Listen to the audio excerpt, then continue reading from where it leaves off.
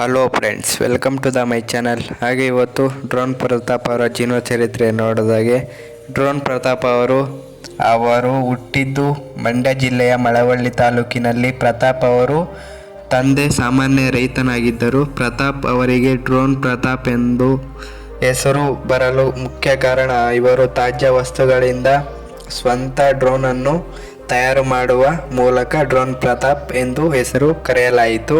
ಇವರು ಓದಿದ ಶಾಲೆಯ ಮಳವಳ್ಳಿ ಪಟ್ಟಣದ ರೋಟರಿ ಶಾಲೆಯಲ್ಲಿ 10ನೇ ತರಗತಿಯವರೆಗೂ ಓದಿದ್ದ ಪ್ರತಾಪ್ ಅವರು ಮಾದೇಗೌಡ ಮೈಸೂರಿನ ಪದವಿ ಪೂರ್ವ ಕಾಲೇಜಿನಲ್ಲಿ PUC ಮುಗಿಸಿದ್ದರು. ನಂತರ JSS ಕಾಲೇಜಿನಲ್ಲಿ BScಯನ್ನು ಮುಗಿಸಿದ್ದಾರೆ.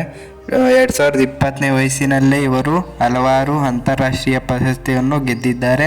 ಅವರಿಗೆ 14 ವರ್ಷ ಇದ್ದಾಗಲೇ ಡ್ರೋನ್ಗಳು ತಯಾರು ಮಾಡೋಕ್ಕೆ ಆಸೆ ಆಗಿತ್ತು. ಆದರೆ ಮೂಲ ಸೌಕರ್ಯಗಳು ಸಿಗದ ಕಾರಣಕ್ಕೆ ಸಮಯಕ್ಕೆ ಕೈ ಬಿಡಲಾಯಿತು. ಒಂದು ದಿನ ಗರುಡವನ್ನು ಸೂಕ್ಷ್ಮವಾಗಿ ಗಮನಿಸುತ್ತಾರೆ.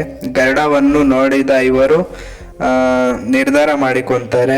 ಏನೆಂದರೆ, ನಾನು ಕೂಡ ಡ್ರೋನ್ ಅನ್ನು ತಯಾರಿಸಲೇಬೇಕು ಅಂತ.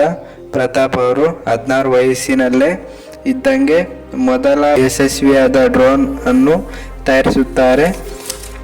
ಹಾಗೂ ನಂತರ 2017ರಲ್ಲಿ ಹಲವಾರು ಅಂತಾರಾಷ್ಟ್ರೀಯ ಜಪಾನ್ ಟೋಕಿಯೋದಲ್ಲಿ ನಡೆದ ಅಂತಾರಾಷ್ಟ್ರೀಯ ಕಾರ್ಯಕ್ರಮಗಳಲ್ಲಿ ಭಾಗವಹಿಸಿ ತಾನೇ ತಯಾರು ಮಾಡಿದ ಡ್ರೋನ್ ಅನ್ನು ವಿಜ್ಞಾನಿಗಳಿಗೆ ತೋರಿಸುತ್ತಾರೆ.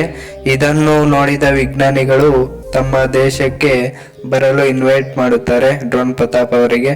ಬರೋಬ್ಬರಿ ಇವತ್ತಿಗೂ 600ಕ್ಕೂ ಹೆಚ್ಚು ಡ್ರೋನ್ಗಳನ್ನು ತಯಾರು ಮಾಡಿದ್ದಾರೆ. ಇದಕ್ಕೆ ಸ್ಫೂರ್ತಿ ಯಾರು ಅಂದರೆ APJ ಅಬ್ದುಲ್ ಕಲಾಂ ಅವರು.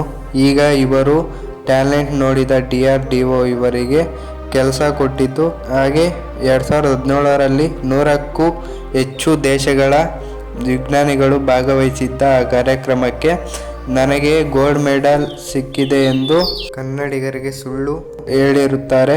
ಆ ಆರೋಪವನ್ನು ಎದುರಿಸುತ್ತಿದ್ದಾರೆ ಈಗಲೂ ಕೂಡ. ಹಾಗೆ ಸದ್ಯ ಬಿಗ್ ಬಾಸ್ ಸೀಸನ್ 10ರಲ್ಲಿ ಸ್ಪರ್ಧಿಯಾಗಿ ಭಾಗವಹಿಸಿದ್ದಾರೆ ಕನ್ನಡದಲ್ಲಿ.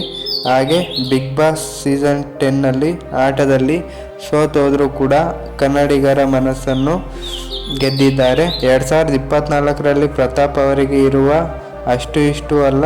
ಪ್ರತಾಪ್ ಒಬ್ಬ ವಿಜ್ಞಾನಿಯಾಗಿ ಕನ್ನಡಿಗರ ಲಕ್ಷಾಂತರ ಜನರನ್ನು ಸಂಪಾದಿಸಿಕೊಂಡಿದ್ದಾರೆ. ಹಾಗೆ ನಮ್ಮ ವಿಡಿಯೋ ಸ್ವಲ್ಪನಾದರೂ ಇಷ್ಟ ಆಗಿದ್ರೆ ದಯವಿಟ್ಟು ಒಂದು ಲೈಕನ್ನು ಕೊಡಿ. ಹಾಗೆ ನಮ್ಮ ಚಾನಲ್ಗೆ ಯಾರು ಸಬ್ಸ್ಕ್ರೈಬ್ ಮಾಡಿಲ್ಲ, ಸಬ್ಸ್ಕ್ರೈಬ್ ಮಾಡ್ಕೊಳ್ಳಿ.